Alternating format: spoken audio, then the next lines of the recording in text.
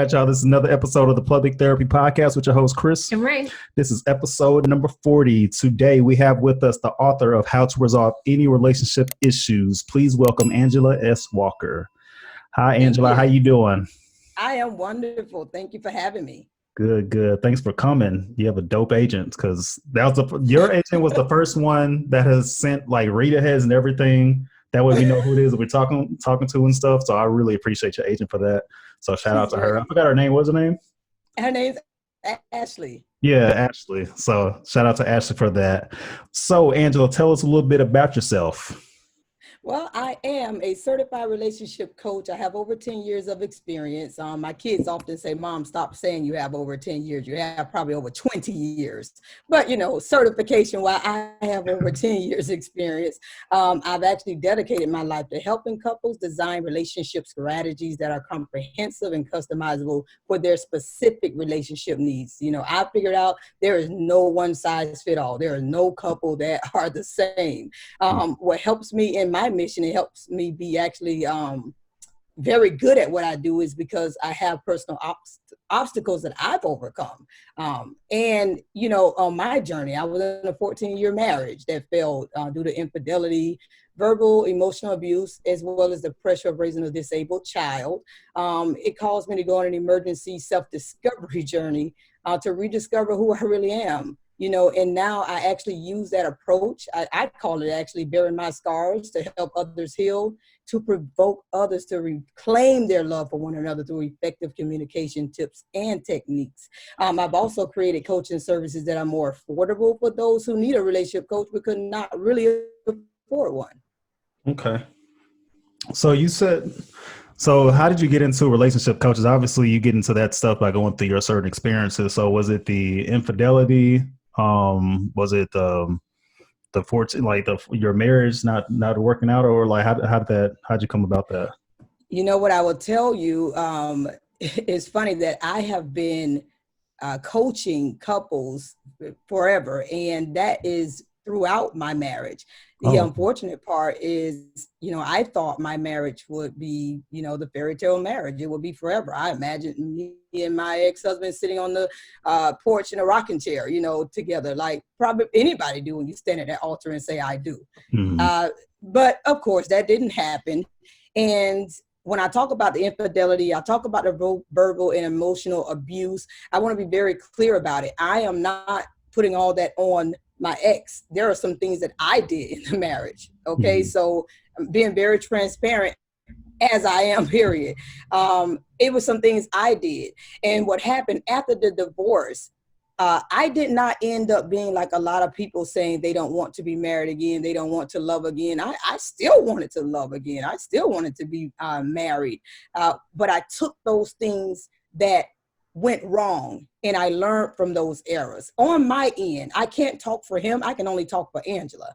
Mm-hmm. And during those times of me doing self-discovery and talking to other people, I began to hear the same stories, the same things that are happening wrong in marriages. And I narrowed it down. And as I recognized those things, I wanted to share my experience and help people continue to love, continue to build, because here's what I believe. I'm just a loveaholic.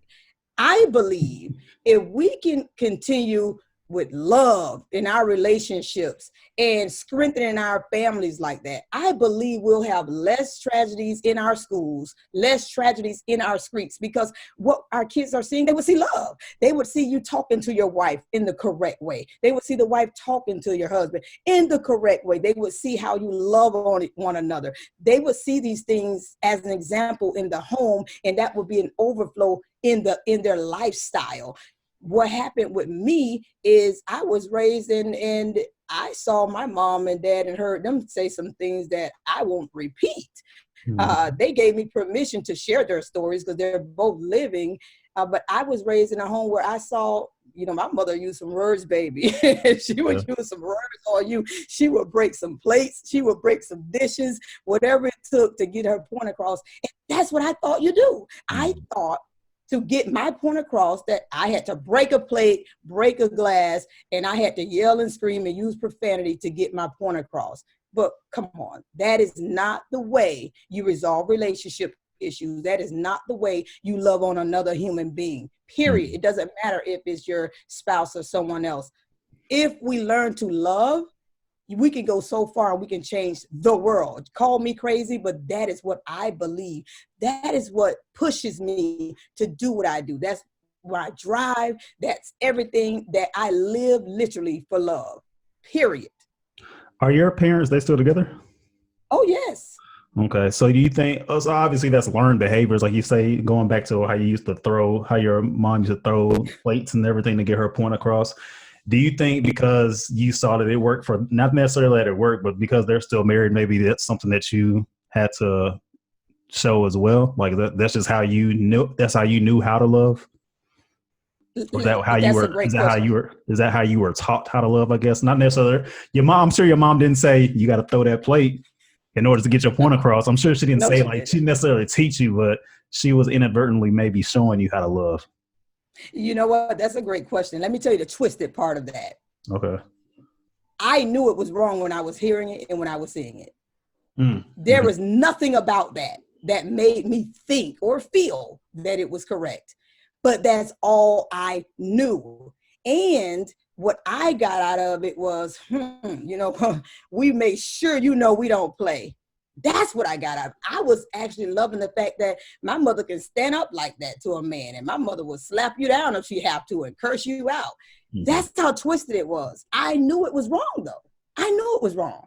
I knew it did not look becoming as a woman. I knew that it did not look becoming as a couple. And guess what? She was throwing those glasses and he was duking her out, so she didn't get, Okay. listen, she didn't get a good response from it. She Yeah. didn't win, sort of say. So I knew it was wrong. I'm glad you asked that question, because sometimes we use our truth as an excuse to do Right. something. Yes, that was my truth.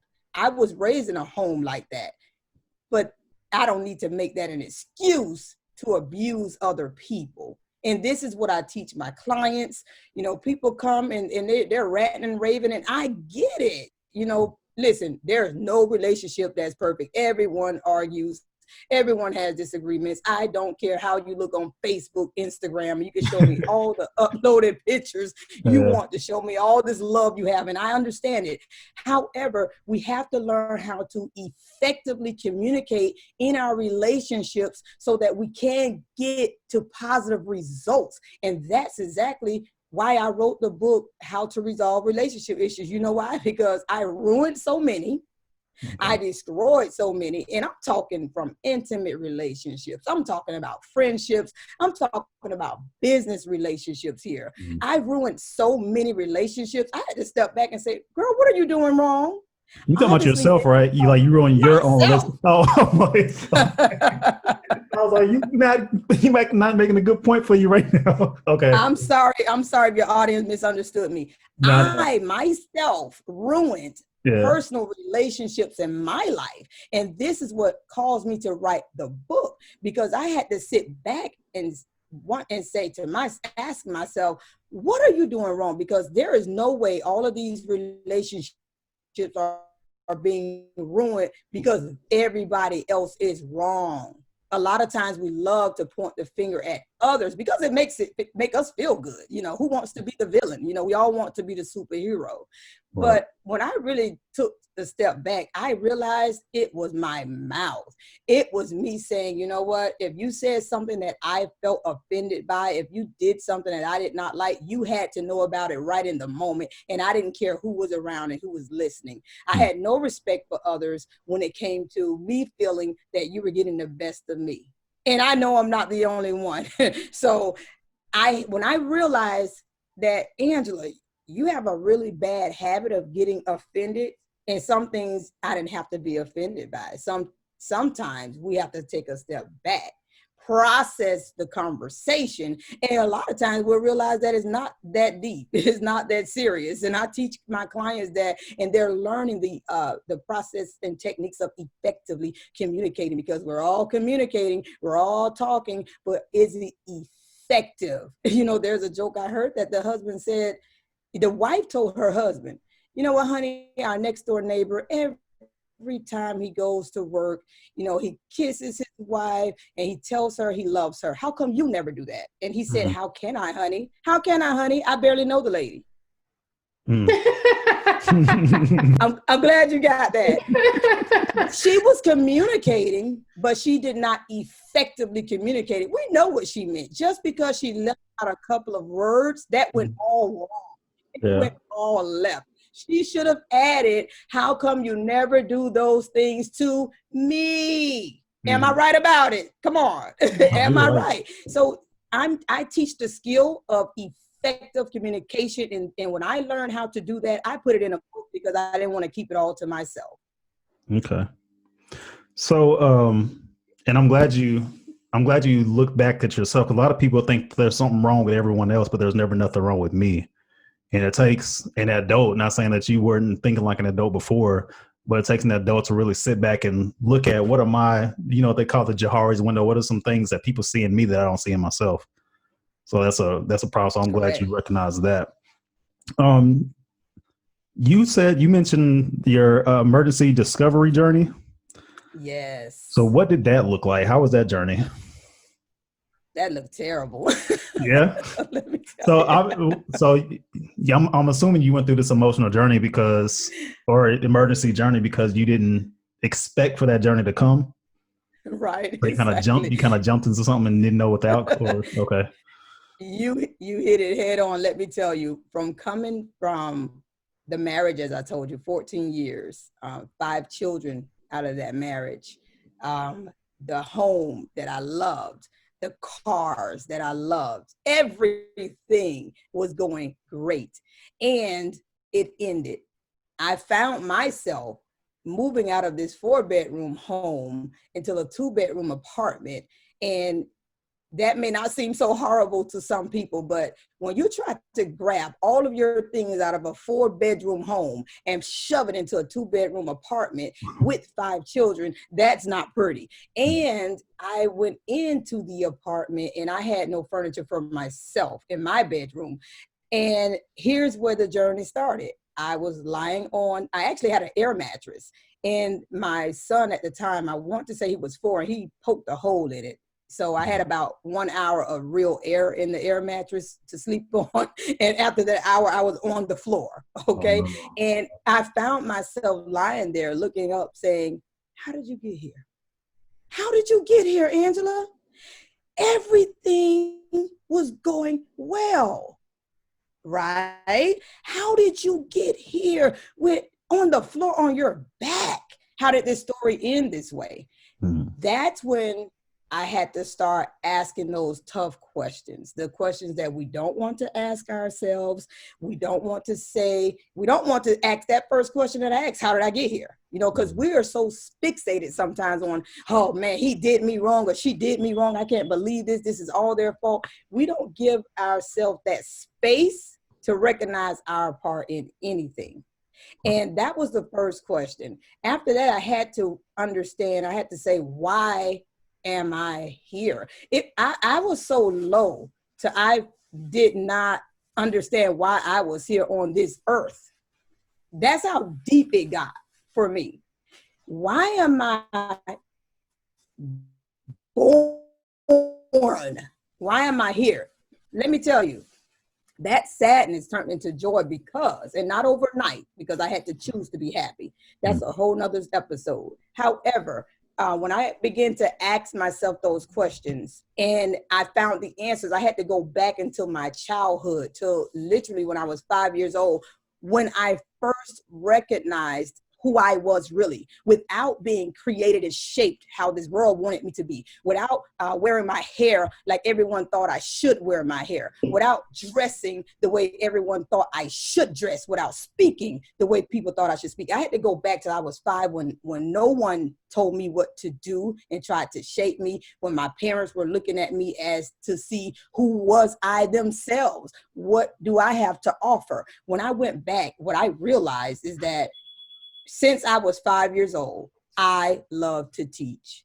Okay. We could have family come over and you know, the boys would go off to their games and play. The girls, we would go off and do our things, and you know, we would have our girl time. And your wife probably can recognize this. I don't know if they ever did this. However, you know, like one cousin would say, let's play restaurant. She would be the server. You know, she had to take our orders or whatever. We all had our opportunity to choose the game we'll play. You know, my sister, she would want to play barber. She would want to play salon. So she would do all of our hair.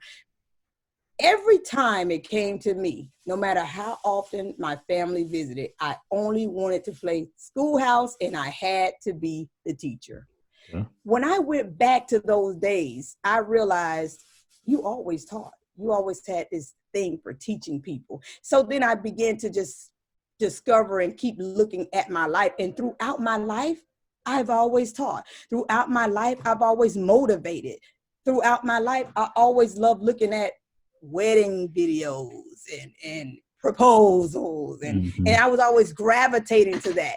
And I realized, girl, you just love and you love teaching others. And just because I did not have a good experience doesn't mean I don't want everyone else to.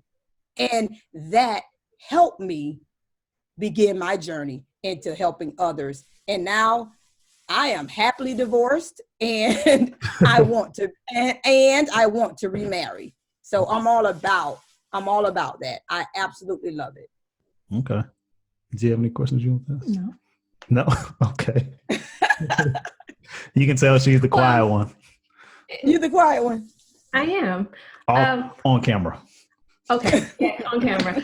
It was two things. The first that you said that you saw a common denominator in like all of the relationships. I don't know if you meant yours or the people that come to you, but it was that common denominator that you started to see those signs to where you knew it was going to end. Yes. What were those signs? I narrowed it down to 4. There are many issues that people have in their relationships, and we know that, but the most common that I am recognizing and I'm seeing is the lack of commitment. And sometimes you know, people will get confused and say, well, we're together, but someone has a lack of commitment here. And this is why you're having so many issues in this relationship. Someone is not committed as committed as the other to this relationship. And sometimes, believe it or not, both people are not really committed to the relationship. Another thing is a lack of effective communication. And we touched on that. That is really, really big. Lack of effective communication. I have clients that they're saying one thing, but they mean another. For example, he is complaining about her constantly going out with her girlfriends all the time. So he'll talk about, you know, each one in their own little way and why she shouldn't be with them and why she shouldn't hang out. But when we did a deep dive, and I often call it deep diving with my clients, we found out that he really just was a little offended and a little jealous because he thought he wasn't enough for her, that she had to go out with her girlfriends to have fun. And he felt that way. But he was talking another way. So the lack of effective communication is really big. We work through those things. The lack of trust. Oh my God, that one is really big. And believe it or not, sometimes the lack of trust comes in before the relationship started. Some people are carrying the baggage from previous relationships. It's not always that someone has had an offense in a relationship or, you know, have infidelity or something has happened in this current relationship. Most of the times it's carried over from previous relationships, and we have to work through those things. I often teach, listen, she's not her and he's not him.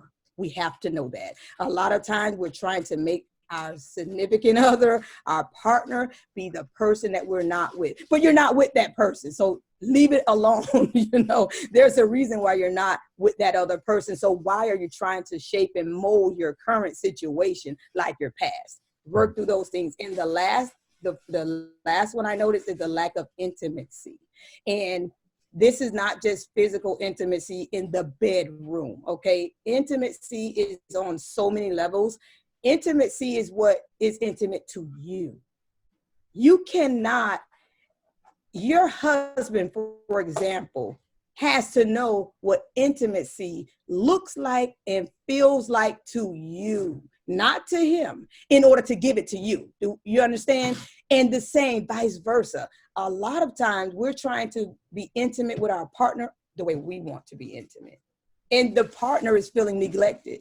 And you're not understanding why, because you're feeling, I'm giving them everything. Yeah, because you're loving them the way you want to be loved. You have to find out and have the conversation. What does intimacy look like to you? To some people, you know what it looks like? Both of us sitting down watching a Netflix video. That's what it looks like to somebody. But if it doesn't look like that to you, when your spouse or partner says, hey, let's look at a Netflix video, you'll shove them off and say you have something else to do. And now you crushed them because that was very intimate to them. That's what it looked like, and that's what it felt like. So we worked through those issues. But to answer your question, those are the top 4 that I see constantly tearing down relationships, and they can be repaired. All right. That's his question. It did. Okay. Can I interject something here? Go ahead. This is your show.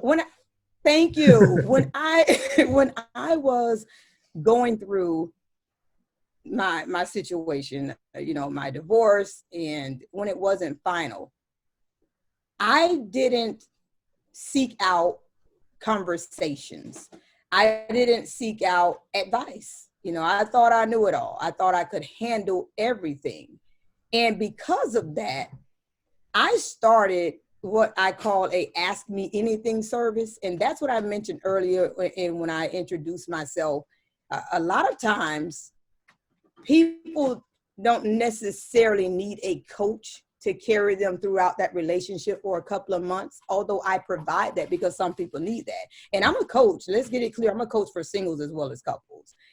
However, I created an Ask Me Anything service for those times that you're having an issue right now and you need to talk to someone, and you don't want to talk to your girlfriends, you don't want to talk to your homeboys, and you don't want to talk to your parents. You need a confidential ear. You need an unbiased person to talk this through with. So I created that service where it's $1 a minute, and you call in and you schedule a call and we talk about what is going on. You would be amazed how many calls that I get and repeat calls, and it helps people talk about things immediately. And we've come to the point with most of these calls that I mentioned it before, that once we talk it out, is really not something that is a problem in the relationship. But had they not talked that out with someone, it would have created a really big disaster in the relationship. So that's a service that I'm very proud of. And that's why I'm mentioning it, because I wish I had that available to me, because I could have dialed in, scheduled a call, and talked to a professional about my situation. A lot of times I didn't want to talk to anybody because I don't want you to in my business. Let's keep it, let's be honest. Sometimes you don't want people to know about what you're going through in your love life, because at the end of the day, most of the time, once you've dished out your dirty laundry and now you're back, having pillow talk with your partner, your friends do not like them anymore. And now you're upset because they don't like them anymore. Why? Because you told everything that you were going through, and the people that are close to you, they love you. So they're going to be biased towards you, even if you're wrong. I'm an unbiased ear. If you're wrong, I will let you know you are wrong. Right. With love. Yeah. So you say you didn't seek out any help outside of your relationship. Do you believe, let's say you came and helped your relationship, not necessarily you, but let's say there was another couple that was in the same situation that you was. Do you believe Angela Walker could have saved your marriage? Okay. Oh, are you frozen? It stopped. I heard, do you believe? And I heard nothing else. Oh, and what was the question? I asked, do you believe Angela Walker could have saved her marriage going through your services? Yeah. Absolutely. And let me tell you why. One of the main things, and I'm going to talk on my end concerning what I did, okay? When I had my disabled child, she was born with cerebral palsy, I totally consumed myself into that situation. I did everything I could do as a mother. I studied everything I could study concerning her particular position, her infirmity. I literally became a nurse unlicensed, sort of say. Okay. And during those times and those years, I totally neglected the intimate part of my relationship. And I can be candid. I literally stopped having sexual intercourse with my husband. Mhm. And I was not available emotional at all for him. If I could have called someone with a service like that, I am sure that professional would have told me another way. That professional could have helped me look at my selfishness. Because in order for a relationship to thrive and be healthy, it has to be a selfless relationship. It can't be all about you. Everything is not all about you. You have to be mindful of your partner. And I was not. That was my part that I played, that I can tout and shout out loud. So yes, to answer your question, had I had the opportunity, and maybe it was out there and I never looked for it. Mm-hmm. But had I spoken and had the opportunity to talk in that with a service like that, I know a professional would have did what a professional does. And and if you're a relationship coach, your whole objective is to save relationships, is to salvage relationships. That's the whole objective. If something doesn't work, it just doesn't work. But this is what we're here for. We're not here to see it not work. We want it to work. What do you do whenever you come across a situation where just nothing seems like it's working for this couple? Is that when I mean, obviously but I would assume, not obviously, but I would assume that you're not going to be like, you know what, y'all just not meant for each other. Or have you had to do that before? Never. No, never. Okay. Never. I will never. Even if I know you're not, I never will say that, because that's not for me to say. That is for you to discover. Now, what I do is, again, I deep dive into your issue. And with that deep dive in that we do, many people, they come to that realization. And I don't have to say a word. Now, there are times where I would recommend and refer clients to a therapist, because I am not a therapist and I am not a counselor. I am a coach. And if we can just take coaching from out of this world of relationship and just think of a coach, a football coach, they're not here to hear your woes. They're not here for you to cry on their shoulder to tell them why you can't run that mile or whatever. They're there to pump you up and say, you can run that mile, and go run that mile. No excuses. That's a coach. That's that tough love. That's what I do. I am not a therapist or a counselor. So if I see that you need that, you need to empty out some baggage, and you have things that you yourself need to deal with on a deeper level, I definitely refer clients out to therapists. Okay, cool. So we introduced you as an author. So tell us a little bit about your book. Oh, thank you for asking. As we talked a little bit, that book is really what it says: how to resolve any relationship issue. The slowest lesson I ever learned, if only someone would have told me before I ruined many of my relationships, it's not only what you say that matters, it's what you say, when you say, where you say, and how you say it. We don't include those things. We just say, it's not what you say, it's how you say it. It goes beyond that, because I can have a personal conversation with you about an issue that we have. But if I have that conversation with you privately, you are more receptive to what I am saying. However, if I flip that and have that same conversation with you about the offense or the issue in front of different people, or in front of family members, whomever, you will be offended. Your wall will go up. So guess what? Is where you say it as well. We have to learn that art of communication. It is very, very vital.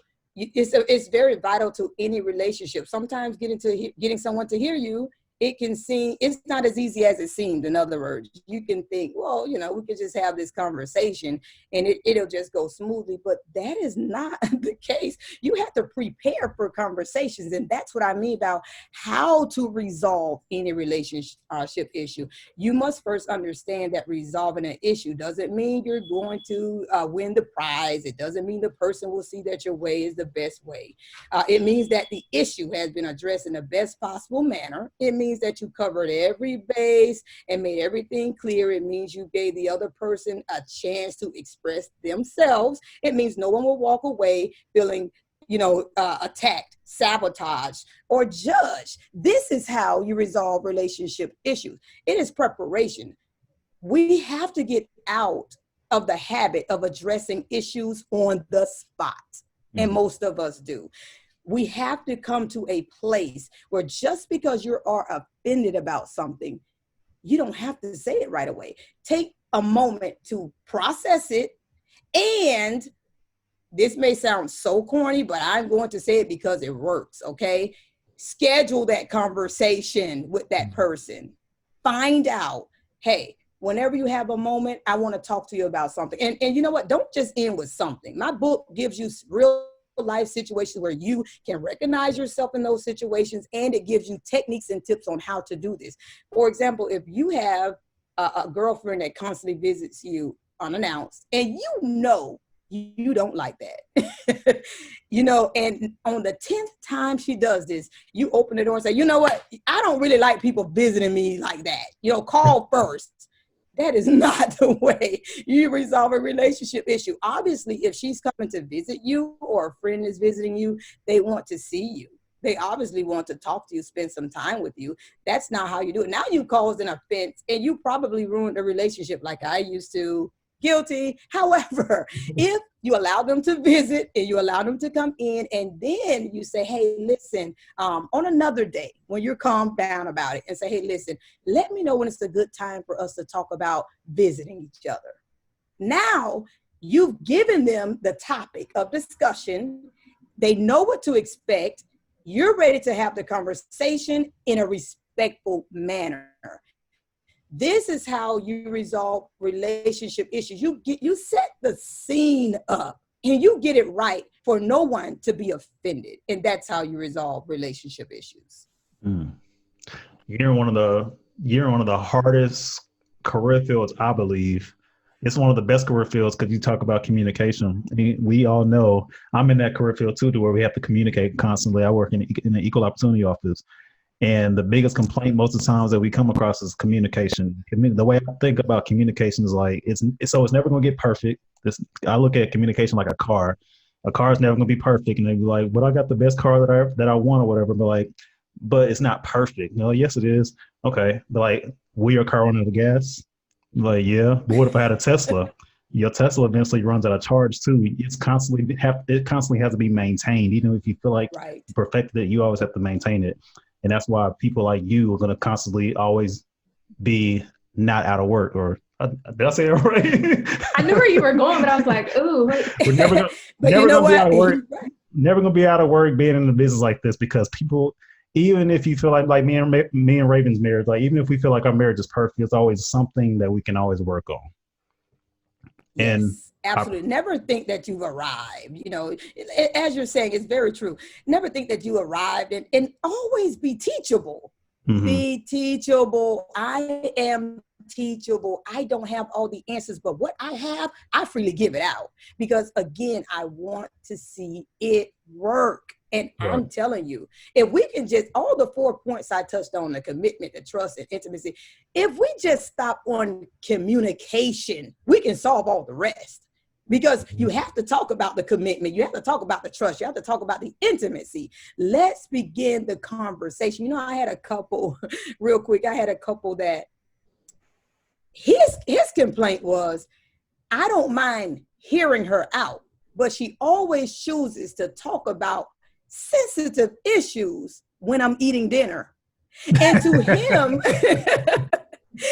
him, he felt like I can't digest my food listening to, you know, issues like this. And to her, she felt this is the time that we talk around the table. You understand? So we can be thinking totally different things and we are having a miscommunication issue. But when we talk these things out, we can begin to learn one another and find how is the best way I can approach my partner. And the way you approach your partner is not the best way they can approach you. Understand that we all are different. It doesn't matter that we're together. And we know we are one, but you're not really one. You are two people. Mm-hmm. And you love differently. You receive love differently. In conversations, you receive differently as well. Learn to respect how you receive conversations. Talk to one another and say, hey, listen, honey, when there's a topic or issue I need to discuss that may be sensitive, how would you like me to approach you and when? When is the best time? For me, you can talk to me while I'm eating because you probably have my ear because I'm working way too much. And if I have a spare moment, my phone is in my hand. My phone is here now, and I'm working because I am a virtual coach. Talking to me at dinner works for me, but just don't assume that works for someone else. Would you agree with that in your situation? Yeah.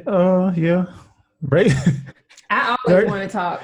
Whenever I ask to talk, does it matter? Does it matter when and where? Does it matter when and where? So for me, I would prefer. Dang, she coaching us right now. That's right.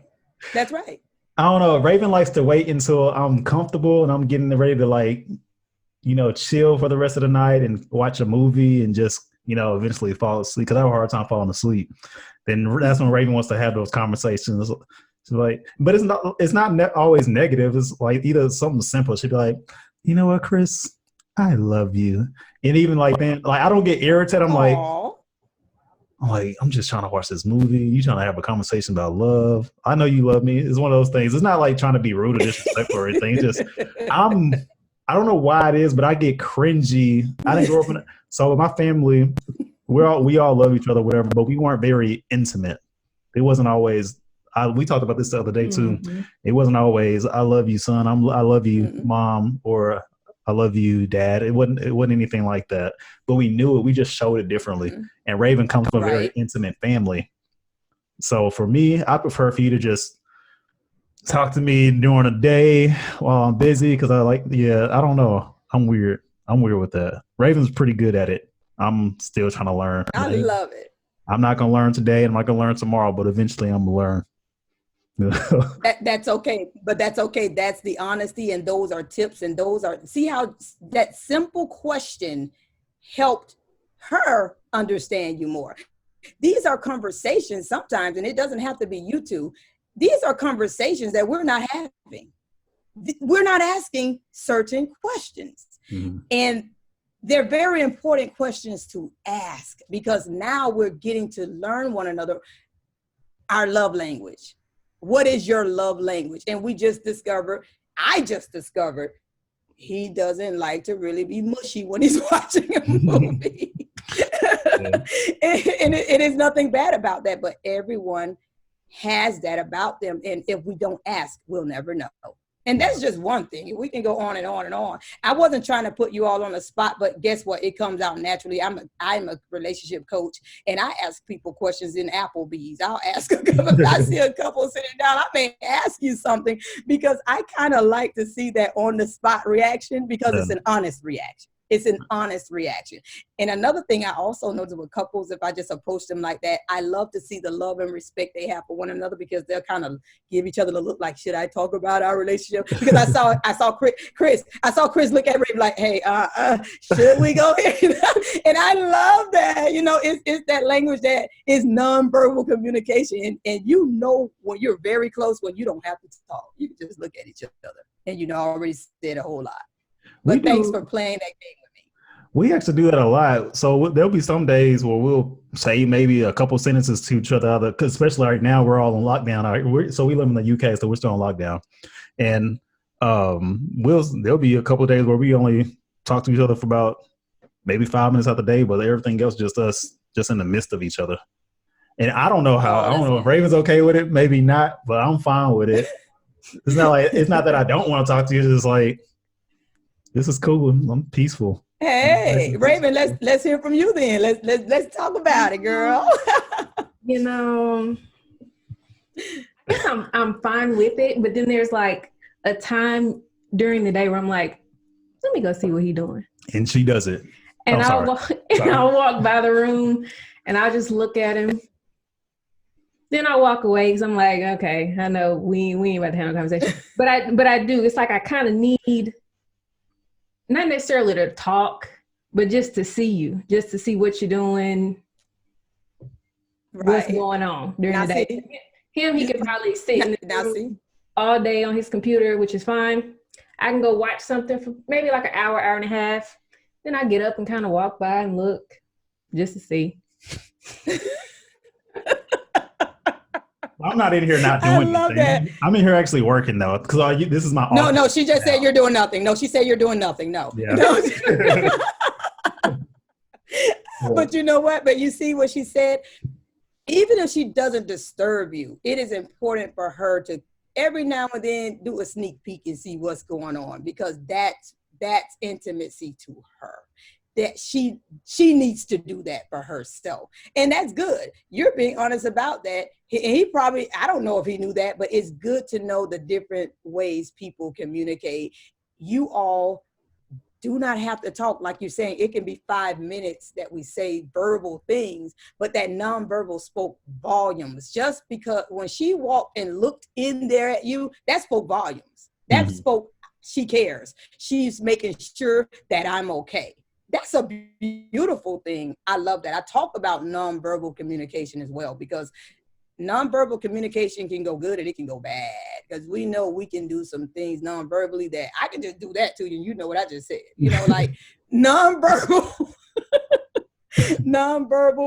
it is a really big topic, and I do a complete course on that. But I'm glad to know that you all have that connection like that you don't have to be full of words to know that you care for one another. I love that. You didn't know you were going to have a relationship coach that coached you on this show, did you? Hey, that's literally why we named the show the way it is. So it's called Public Therapy Podcast. So this is literally our public therapy right here. I love it. Podcast. So that's right. That falls right into place. This is one of those episodes where you just want to put out right now. Yeah. Because we have I'll take that as a compliment. No, you should. Not discrediting any of the other guests that we had on, but it's like, I think these are good valid tools that other couples that listen to the show will definitely adhere to. So kind of going back into the Public Therapy Podcast, what are some things that you do that you consider therapeutic, especially during these times that we're in today?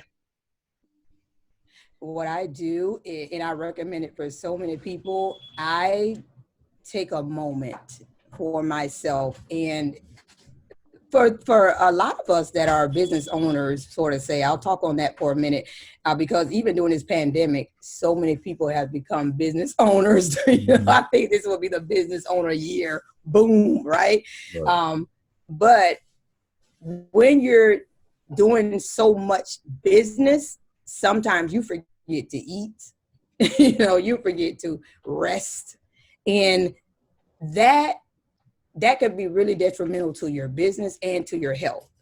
So I would say to anyone, because I do it myself, I take a moment. It doesn't matter if you're in that shower, just to release everything in that shower. Have that moment of blank space where you're just consumed in what you're doing in the shower. The water is running on you, because believe it or not, and you all probably can attest to this, when you're running and running and running, your mind is going everywhere. You're everywhere. You can't have a conversation with someone without, in the middle of them talking, you've already thought about something else, because that's how busy we are. But that's affecting your body. It really is, because it's tiresome thinking. I remember when I worked in an office, and I would get so upset when people would say, "Oh, you work on a desk all day, on a computer all day," as if that was not tiring. That is so offensive to say to someone. I have to have credibility. The only way I'm going to get credibility if I work in a warehouse. Come on, it's mental stress. We have to be mindful of that. Get therapeutic with yourself. light a candle, play some nice soft music, whatever feels good to you. If you have to read a book, whatever feels good to you, do that. Make sure you get that space in. It doesn't matter if it's in half an hour a day. It is so, so vital to your health and your mental state being. That is so true what you said, mental stress and being tired mentally. I'd much rather prefer to be out of breath, exhausted, my muscles hurting, and all this other stuff, versus my brain being tired. Because if you're tired and you're heavy breathing and you're exhausted physically, it's easy to take a shower and fall asleep. But Yes. you can't necessarily rest your brain the same way you rest your body. So You can't. it's funny because It's easy to get, it's easy to get some icy hot, right? yeah. So I used to have one of those jobs to where my body would be physically beaten up all the time. And then I just come home, take a shower, go to sleep. But now I listen to people's problems, or I have to talk to people all day, every day, most of the time. Most days I have to listen to people's issues and stuff. And when I'm laying down in bed, I have to think about, I got this meeting tomorrow. I have to think about what I'm going to say to this person, or how can I help them. So it's one of those things. So definitely, that's why I asked you, what is it that you do that's therapeutic? And that's good that you shared that. Yeah, people just, they shortchange us when we're just mental people, if our job is mentally and we just verbally do things, but don't shortchange that. That's exhausting. Yeah, it is. Yeah. You got anything you want to add, Raven? No. No. Classic Raven. Do you treasure that, Chris? Treasure that. Oh, I know. I know you do. I know. So, where are you from? That's a gem. I am from Florida. Oh, okay. United States, Florida. I would say the Sunshine State, but it's been raining. Okay, so I would not say the Sunshine State today, but normally it's sunshine and beaches. Okay. What part of Florida? I am from Coconut Creek, Florida. Oh, I have no idea where that is. It's close. I know, don't worry. But you know what? It gives you, it's about 40 minutes from Miami. I'm pretty sure you know Miami. Oh, yeah. Know a little bit about Miami. It's sad that we always have to reference Miami when we're from Florida. I'm like, dang, you don't know Coconut Creek. That's how me and her are. So we're from DeSoto, kind of from DeSoto, but DeSoto is literally Dallas. Uh-huh. Yes, in the Dallas area. So we have to really? as well. So you always have to say Dallas. Because you say DeSoto, people hear DeSoto, they don't know what that is or where that is. People from Texas know where it's at, but if you outside, you don't know. You don't know. Just like you just said. So how can people get a hold of you? I know you sent us some links and stuff, but shout out your social media and all that stuff. Okay, you know what? The main one I always shout out, and I'll tell you why, is my Instagram. And my Instagram name is Angela.S.Walker. Okay. The reason I always shout that one out is because I give daily tips and techniques on relationships. And that is free. Instead of just putting up selfies or whatever, I choose to still push the relationship. And I do that every day. If you want to know about other services that I provide, there's a link in my bio that would actually give you all the links. But that Instagram account, definitely start there. Okay. We'll tag your information in the description of this show. Thank you. All right. Is there anything else you'd like to add? Well, what I would like to add is I would leave your audience with this. Well, first of all, I want to thank you for having me on the show. You all are, I feel like you're my kinfolk. That's how we say in the South. You're my kinfolk, family. Right. Very easy conversation. And I would just say, if you're in a relationship, couples, please give into that relationship on a daily basis. It doesn't matter what it is.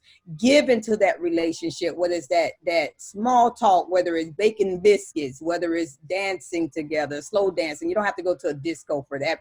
Put on some music and just grab each other and dance. Whatever it is, give into that relationship, because it will thrive that way. And to my singles, I would like to say, don't give up on love. You deserve to be loved. The only thing you should settle for is dessert. I know. I used to end that. I love that. Only thing you all get my jokes too slow. No, it might be the lag time. You know, this whole Zoom thing is kind of that's funny. Well, it though. is. You're right. You're right. You know Yeah. what? And what I've recently put out a freebie for singles, because a lot of times singles, you know, they wonder what do they do wrong? Why do they keep landing in these bad relationships? And sometimes, you know, the only thing they continue doing wrong is choosing the wrong people. So I created a freebie for them because it's a 51 questions that you are afraid to ask, but you should ask before getting involved in an intimate relationship. You know, we're asking questions like, you know, what's your favorite color? What's your favorite restaurant? But would that really help you decide on your future partner? Absolutely not. How about asking things like, have you ever been convicted of a crime? Yeah. You know, like we need, Yeah. you know, and I'm making it easy for people. Ask those questions that matter. What is your relationship with your parents? What were their relationship like? Because you all heard me tell you about mine and how it affected my journey. These things are very important to know about someone before you start an intimate relationship. So I have that as well on that link in my bio. Okay. All right, Mrs. Walker, we appreciate you. Thank you. I'm not even gonna. I'll keep looking at Raven like she gonna have something to say. She ain't got nothing else to say. So You know what, Rave, just email me later, okay? Email me later. email you a whole paragraph or something. I don't know. All right, y'all. This has been another episode of the Public Therapy Podcast with your host Chris and our guest Angela S. Walker. Thank you for coming. Thank you. All right, you have a good one. Yeah. You too.